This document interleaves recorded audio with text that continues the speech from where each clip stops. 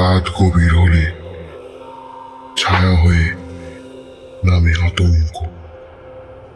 এখন আলো নিভে যাবে, শব্দ জেগে উঠবে, তুমি প্রবেশ করছো ভয় আর অজানার গহ্বরে। এটা ভৌতিক জোন।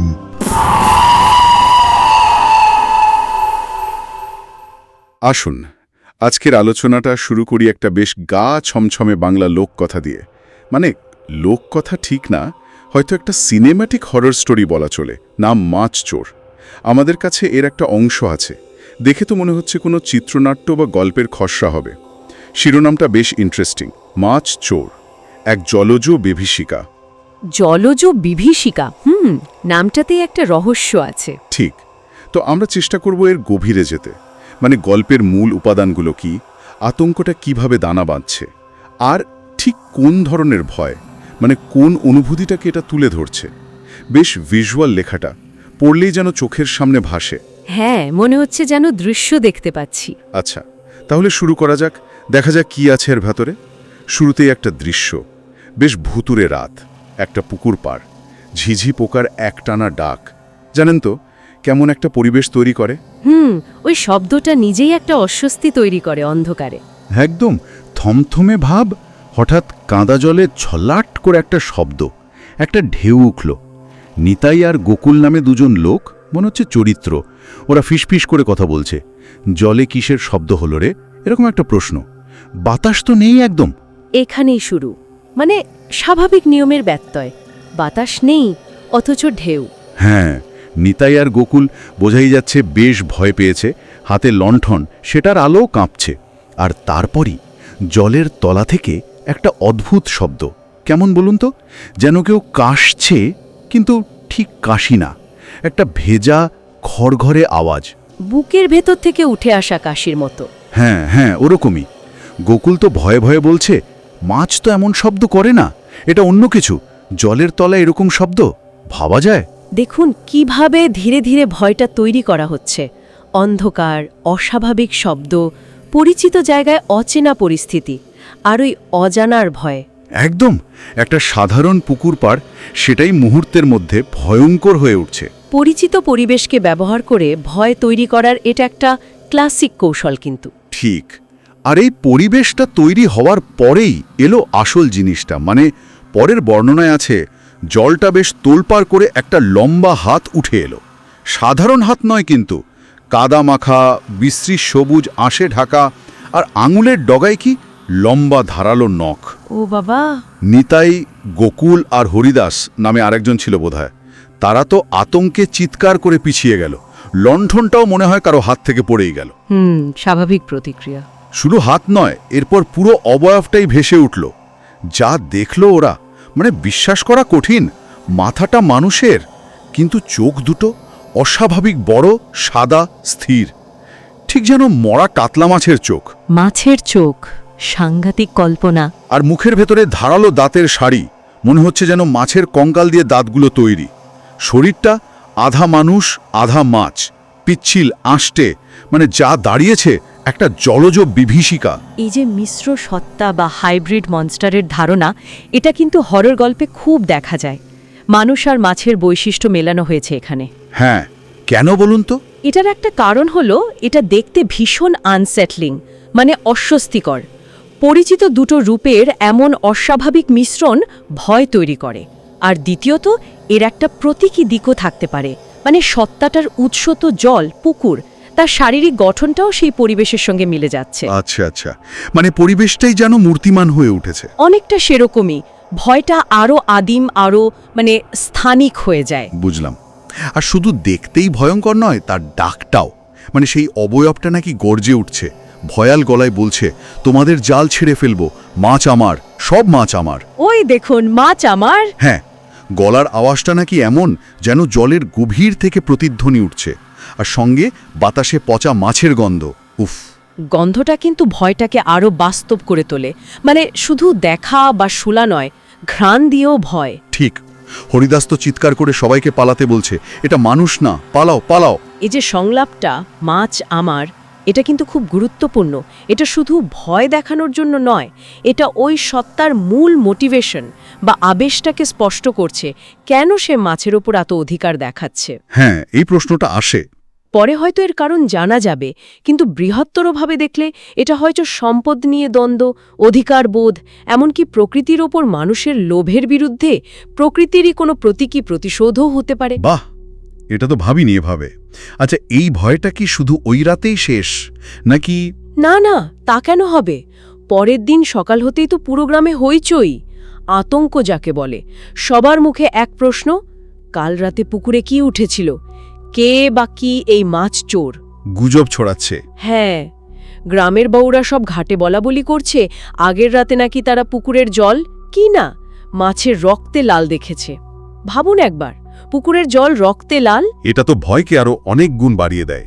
তার উপর আরেকটা ঘটনা, গ্রামের এক বৃদ্ধা, সে একেবারে পাগলের মতো কাঁদছে। তার ছেলে আগের রাতে পুকুরে জাল ফেলতে গেছিল মাছ ধরতে। ও নো, আর ফেরেনি, নিখোঁজ। অনেক খোঁজাখুঁজির পর সকালে পুকুরের ধারে শুধু তার গামছাটা পাওয়া গেছে, ছেঁড়া খড়া, আর তাতে নাকি স্পষ্ট দাঁতের দাগ। দাঁতের দাগ? তার মানে? হ্যাঁ, এই প্রমাণগুলো পাওয়ার পর তো আর গুজব রইল না, ভয়টা একেবারে বাস্তব হয়ে গেল। গ্রামের লোক রাতে ভয়ে ঘর থেকে বেরোনোই বন্ধ করে দিল। দেখুন, আগের রাতে ছিল কয়েকজনের ব্যক্তিগত অভিজ্ঞতা, মানে নিতাই, গোকুল, হরিদাস। এখন সেটা সমষ্টিগত আতঙ্কে পরিণত হয়েছে। ঠিক। এই পরিবর্তনটা খুব জরুরি। নিখোঁজ মানুষ, জলের রং পাল্টে যাওয়া, ওই দাঁতের দাগওয়ালা গামছা, এই আপাত বাস্তব চিহ্নগুলো ভয়টাকে ভীষণ বিশ্বাসযোগ্য আর তীব্র করে তোলে। হ্যাঁ, একদম। আর এখানেই প্রশ্ন আসে, যখন কোনো ঘটনার বা ভয়ের কোনো যুক্তিগ্রাহ্য ব্যাখ্যা পাওয়া যায় না, তখন একটা সমাজ কি করে, কিভাবে সেটার মুখোমুখি হয়? কুসংস্কার বাড়ে হয়তো। ঠিক, এই ব্যাখ্যাতীত ভয় থেকেই তো কুসংস্কার, লোককথা জন্ম নেয়। মানুষ তখন পরিচিত জগতের নিয়মকানুনের বাইরে অন্য কোনো শক্তির প্রভাব কল্পনা করতে শুরু করে।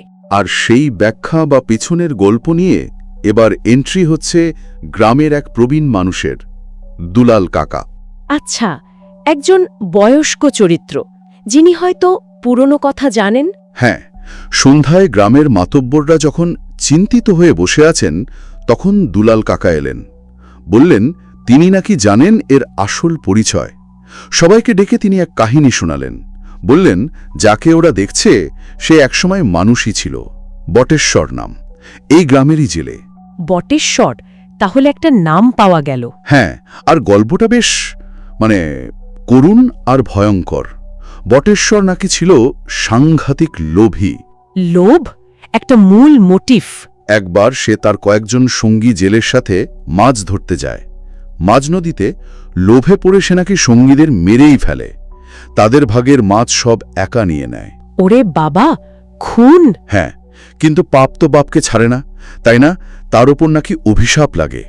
কদিন পরেই ভয়ঙ্কর এক ঝড়ে তার নৌকা ডুবি হয়। বটেশ্বরের সলিল সমাধি। কর্মফল? সেরকমই, কিন্তু তার আত্মা শান্তি পায়নি। ওই অতৃপ্ত লোভী আত্মাই এখন আধা মানুষ আধা পিশাচ হয়ে ওই পুকুরে আস্তানা গেড়েছে। মাছের প্রতি তার সেই পুরনো লোভ এখনও যায়নি, তাই মাছ দেখলেই হিংস্র হয়ে ওঠে। তাহলে ওই মাছ আমার চিৎকারের একটা ব্যাখ্যা পাওয়া গেল। ঠিক। দুলাল কাকা শুধু গল্প শুনিয়েই থামলেন না, তিনি সাবধান করলেন সবাইকে।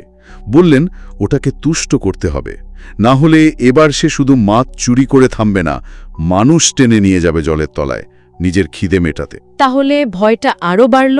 শুধু মাছ নয়, এবার মানুষের জীবনও বিপন্ন। এখানেই গল্পটা একটা অন্য মাত্রা পেল। ভয়টার শুধু অজানা কোনো কিছু নয়, বরং মানুষের পাপ, লোভ, বিশ্বাসঘাতকতা আর তার পরিণতির অভিশাপের গল্প হয়ে উঠল। এই যে ব্যাক স্টোরি বা পেছনের গল্প, এটা কিন্তু খুব গুরুত্বপূর্ণ। এটা ওই সত্তার আচরণের একটা কার্যকারণ সম্পর্ক তৈরি করে দিল। কেন সে মাছের প্রতি এত আকৃষ্ট, কেন এত হিংস্র? কারণ তার পাপটাই ছিল মাছ নিয়ে। একদম। এই ব্যাকস্টোরি অতি প্রাকৃত ভয়কে মানুষের নৈতিক পতনের সাথে জুড়ে দিচ্ছে। লোভ, হত্যা, বিশ্বাসঘাতকতা, এটা পৃথিবীর প্রায় সব লোককথার একটা কমন থিম। অভিশাপ, অতৃপ্ত আত্মা, এই ধারণাগুলো স্পষ্ট। বটেশ্বরের মাছের প্রতি আবেশটা তার অতীতের অপরাধেরই প্রতিধ্বনি। মানে পাপের ফল হিসেবেই তার এই ভয়ঙ্কর রূপান্তর। হ্যাঁ, অনেকটা তাই। এটা একটা ক্লাসিক মোটিভ। এই ব্যাকস্টোরি গল্পটাকে নিছক ভয়ের চেয়ে একটু বেশি কিছু করে তোলে, একটা নৈতিক মাত্রাও যোগ করে দেয়। বুঝতে পারছি, ভয়টা শুধু বাইরের নয়, কিছুটা ভেতরের অন্ধকারেরও প্রতিফলন। আচ্ছা, দুলাল কাকার এই গল্প আর সাবধান বাণী শুনে গ্রামের লোক কি করল? ভয় পেয়ে চুপচাপ বসে রইল? কি মনে হয়, লোককথায় সাধারণত কি হয়? না, তা কেন হবে? গ্রামের কিছু সাহসী ছেলেপুলে ঠিক করল তারা আর একটা বিহিত করবে, পুকুর পাহারা দেবে রাতে।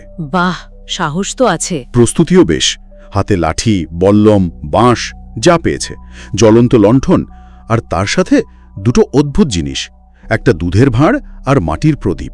দুধের ভাঁড় আর প্রদীপ, ইন্টারেস্টিং। হ্যাঁ, তা উকুর ঘাটে গিয়ে বসল, অপেক্ষা করছে। বর্ণনায় আছে গোকুল যে আগের রাতে ভয় পেয়েছিল তার বুক নাকি তখনও কাঁপছে। মানে সাহস আর ভয় দুটোই আছে। সেটাই স্বাভাবিক। আর তারপরে ঘটল সেই অদ্ভুত ঘটনাটা। পুকুরঘাট শান্ত নিস্তব্ধ, শুধু ঝিঁঝি ডাকছে। হঠাৎ দেখা গেল ওই যে দুধের ভাঁড়টা এনেছিল তার দুধ নিজে থেকেই টলমল করে কাঁপছে। নিজে থেকে? হ্যাঁ, যেন অদৃশ্য কেউ ভাঁড়টা নাড়াচ্ছে বা দুধের গন্ধ নিচ্ছে। নিতাই, সে হয়তো একটু এসব জানে বা বিশ্বাস করে, সে ফিসফিস করে বলে উঠল, দুধের গন্ধ পাইছে, ওইটা টানছে, আইসা পড়িছে। তার মানে দুধটা ওর জন্যই আনা হয়েছিল? মনে তো হচ্ছে তাই। এই দুধের ব্যাপারটা কিন্তু বেশ অন্যরকম, তাই না? হ্যাঁ, তাৎপর্যপূর্ণ। অনেক লোকবিশ্বাসে, বিশেষ করে অতৃপ্ত আত্মা বা অপদেবতাকে শান্ত করার জন্য দুধ বা এ জাতীয় জিনিস উৎসর্গ করার রীতি আছে। আচ্ছা, হ্যাঁ, মনে হচ্ছে এখানেও সেই বিশ্বাসটাই কাজ করছে। দুধকে হয়তো একটা আকর্ষণীয় বস্তু হিসেবে ভাবা হচ্ছে, যা ওই সত্তাকে টানবে বা হয়তো তুষ্ট করবে। তাহলে এটা মোকাবিলার একটা পথ হতে পারে।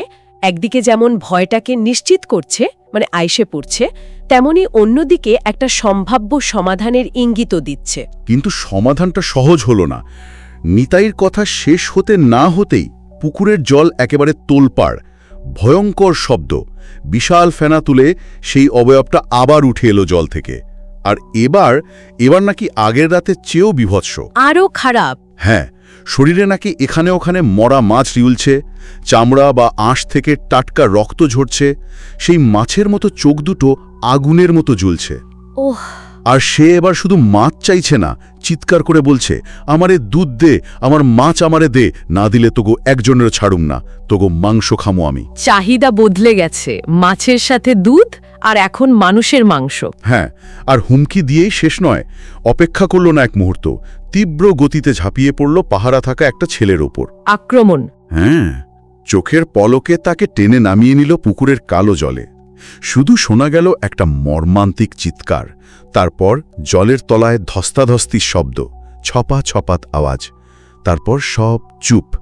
রাতের নিস্তব্ধতা যেন আরও চেপে বসল। সর্বনাশ! তাহলে প্রতিরোধ ব্যর্থ হল। মনে তো হচ্ছে তাই। এখানে সত্তাটির দাবির পরিবর্তনটা খেয়াল করার মতো। প্রথমে শুধু মাছ, মাছ আমার, এবার দুধ, আমারে দুধ দে, আর শেষে মানুষের মাংসের হুমকি এবং আক্রমণ, তোগো মাংস খামো। হ্যাঁ, জমজম বাড়ছে চাহিদাটা। এটা ওর অতৃপ্তির গভীরতা আর হিংস্রতার বৃদ্ধিকে দেখাচ্ছে। সে আর শুধু নিজের হারানো জিনিসে সন্তুষ্ট নয়, তার খিদে আরও ভয়ঙ্কর দিকে যাচ্ছে। আর গ্রামবাসীদের প্রতিরোধের চেষ্টা যে ব্যর্থ হল, সেটা ওর অতিপ্রাকৃত শক্তিকে আরও প্রতিষ্ঠা করল, ভয়টাকে অপ্রতিরোধ করে তুলল। তাহলে উপায়? একজন তো গেলই, বাকিরা কি করল? হাল ছেড়ে দিল? কি মনে হয়? দুলাল কাকা তো একটা নিদান দিয়েছিলেন। হ্যাঁ, মনে হচ্ছে সেটাই করল। পরের বর্ণনায় আছে, বাকি ছেলেরা ভয়ে আতঙ্কে কাঁদতে কাঁদতে কোনো মতে হাতের প্রদীপগুলো জ্বালালো। তারপর পুকুরের ধারে সেই দুধের ভাঁড় আর সাথে আনা খিচুড়ির ভোগ সাজিয়ে দিল। ভোগ দিল, সেই তুষ্ট করার চেষ্টা, অ্যাপিজমেন্ট যাকে দয়ে। হ্যাঁ, যখন সরাসরি লড়াই করা যায় না, তখন অনেক সংস্কৃতিতেই এই রীতিটা দেখা যায়, ভয়ঙ্কর শক্তিকে শান্ত করার জন্য উৎসর্গ বা ভোগ দেওয়া। এটা একদিকে যেমন ভয় থেকে মুক্তির আকুতি, তেমনি অন্যদিকে ওই শক্তির কাছে একরকম আত্মসমর্পণও বটে। দেখা যাক এটা কাজে দেয় কিনা। মনে হচ্ছে কিছুটা হলেও দিয়েছিল, কারণ বর্ণনায় আছে ভোগ দেওয়ার পর সেই রাতে আকাশে নাকি সাংঘাতিক শব্দে বাজ পড়েছিল, আর পুকুরের জল কিছুক্ষণের জন্য আগুনের মতো লাল হয়ে গেছিল। তার মানে কিছু একটা ঘটল। হ্যাঁ, যেন কোনো ভয়ঙ্কর আদিদৈবিক ঘটনা ঘটে গেল জলের তলায় বা আকাশে। এরপর সেই ভয়ঙ্কর মূর্তিটা শেষবারের মতো ভেসে উঠেছিল জলের উপর, কিন্তু এবার তার চোখে কোনো রাগ বা হিংস্রতা ছিল না, ছিল এক অদ্ভুত শূন্যতা বা ক্লান্তি। শূন্যতা। হ্যাঁ, তারপর সে ধীরে ধীরে কোনো শব্দ না করে মিলিয়ে গেল পুকুরের জলে, যেন ভোগটা গ্রহণ করে সে শান্ত হয়েছে, অন্তত তৎক্ষণার মতো। এটা একটা ইন্টারেস্টিং ক্লাইম্যাক্স। রীতি মেনে ভোগ দেওয়া আর তার ফলে সত্তাটা চলে যাওয়া, এটা লোককথার চেনা ছক। রিচুয়ালের মাধ্যমে সংকট সমাধান। কিন্তু সমাধানটা কি স্থায়ী? সেটাই প্রশ্ন। চোখের ওই অদ্ভুত শূন্যতা, ওটা কিসের ইঙ্গিত? মুক্তি নাকি নিছক অন্তর্ধান? এই অস্পষ্টটা কিন্তু ভয়টাকে পুরোপুরি যেতে দেয় না। ঠিক। বটেশ্বরের কাহিনীতে যে ভয়, পাপ আর প্রায়শ্চিত্তের চক্রটা দেখলাম, সেটা কি সত্যি এখানে শেষ হলো, নাকি এটা একটা সাময়িক বিরতি? লোককথার প্রকৃতি অনুযায়ী কিন্তু পুরোপুরি ইতিটানা হয় না। একদম ঠিক, কারণ গল্পটা এখানে শেষ হচ্ছে না। পরের অংশে বলা হচ্ছে এই ঘটনার পর অনেক বছর কেটে গেছে, সেই মাছ চোরকে আর কেউ চাক্ষুষ দেখেনি। গ্রাম শান্ত হয়েছে, পুকুরে আবার মাছ চাষ হয়, মানুষ রাতে ঘাটে যায়। কিন্তু একটা কিন্তু আছে মনে হচ্ছে। হ্যাঁ, কিন্তু ভয়টা যায়নি। গ্রামের মানুষের মুখে মুখে সেই কাহিনী এখনও ফেরে। বটেশ্বরের গল্পটা একটা কিংবদন্তি হয়ে গেছে। আর বলা হয় এখনও নাকি ভরা বর্ষার রাতে, যখন খুব নিস্তব্ধ থাকে চারপাশ, তখন ওই পুকুর ঘাটে কান পাতলে শোনা যায়। কি শোনা যায়? জলের ভেতর থেকে মাছের আঁশ ফাটার মতো একটা অদ্ভুত শব্দ, খসখস। আর তার সাথে ভেসে আসে একটা গন্ধ, একটা মিশ্র গন্ধ, পচা মাছ আর কাঁচা মানুষের মাংসের মতো একটা গা গুলিয়ে ওঠা গন্ধ। তার মানে সে এখনো আছে বা তার রেশ রয়ে গেছে? হ্যাঁ, ভয়টা যেন বাতাসে মিশে আছে। এই শেষটা কিন্তু লোককথার চরিত্রকেই ধরে রাখে। এই ধরনের গল্প পুরোপুরি শেষ হয় না। এরা সাবধানবাণী হিসেবে বা প্রকৃতির নিয়ম বা সামাজিক নিয়ম ভাঙার শাস্তির উদাহরণ হিসেবে বেঁচে থাকে প্রজন্মের পর প্রজন্ম। শেষে এই যে শব্দ, আঁশফাটা শব্দ আর গন্ধের, পচা মাছ আর মানুষের মাংসের মিশ্রণ গন্ধের ব্যাপারটা রয়ে গেল, এটা ভয়টাকে শুধু স্মৃতিতে নয়, মানুষের ইন্দ্রিয়ের মধ্যে বাঁচিয়ে রাখে। মনস্তাত্ত্বিক ভয়ের একটা দারুণ উদাহরণ। গল্প শেষ, কিন্তু অস্বস্তিটা, ওই অশুভ উপস্থিতির সম্ভাবনাটা থেকেই যায়। তাহলে সব মিলিয়ে আমরা দেখলাম লোভ, পাপ, অভিশাপ, এই সব মিলিয়ে জন্ম নেওয়া এক ভয়ঙ্কর জলজ সত্তার গল্প। দেখলাম কিভাবে সে একটা গ্রামকে ভয় দেখিয়েছিল, কিভাবে গ্রামের মানুষ তাকে শান্ত করার জন্য পুরনো রীতি বিশ্বাসের আশ্রয় নিয়েছিল, আর শেষে কিভাবে সেই ভয়টাই একটা কিংবদন্তি হয়ে গেল, যা হয়তো আজও সেই গ্রামের বাতাসে ভাসে। হ্যাঁ, একটা আদিম জলজ বিভীষিকার আখ্যান, যেখানে পরিবেশ, মানুষের অন্ধকার দিক আর অতি প্রাকৃত সব মিলেমিশে একাকার। আলোচনাটা শেষ করার আগে একটা প্রশ্ন মনে আসছে। বলুন। এই যে মাছ চোরের কিংবদন্তি, যা এত বছর ধরে টিকে আছে, এটা আসলে আমাদের মনের গভীরে থাকা কোন ভয়টাকে তুলে ধরে? এটা একটা খুব ভালো প্রশ্ন। এটা কি প্রকৃতিকে অতিরিক্ত ব্যবহার করার ভয়, নাকি নিজেদের ভেতরেরই লোভ, হিংসা বা সীমা ভাঙার প্রবণতার শাস্তির ভয়? হ্যাঁ, সেটাই ভাবছিলাম। এই ধরনের গল্পগুলো সমাজে ঠিক কি কাজ করে? এগুলো কি শুধু গল্প, নাকি এর মধ্যে সামাজিক নিয়ম, নৈতিক শিক্ষা বা পরিবেশের সাথে মানিয়ে চলার কোনো পুরনো পাঠ লুকিয়ে আছে? এটা কিন্তু আমাদের শ্রোতারাও ভেবে দেখতে পারেন। অবশ্যই, ভাবনার একটা খোরাক রইল।